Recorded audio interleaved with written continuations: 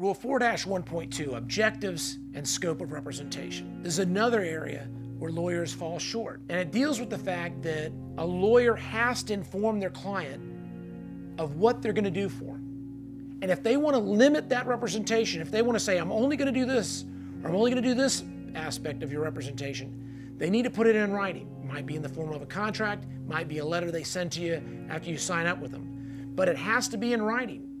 And they have to do it so the client can make an informed decision about it. And that limitation has to be reasonable based on the representation required. They can't unreasonably limit what they're going to do for someone in a specific representation and defeat the purpose of the lawyer-client relationship. The issue of informed consent, again, deals back with the terminology section of the preamble for the bar rules. Informed consent deals with the fact of the lawyer giving the client the information they need to make the appropriate representation, because maybe that lawyer needs to explain it in such a way to the client that the client's going to say, if you're limiting your representation that much, I really need somebody else. Why does a lawyer limit their representation?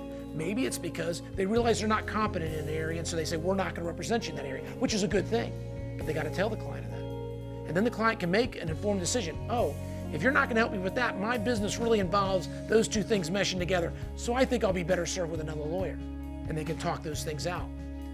And that's why it has to be in writing.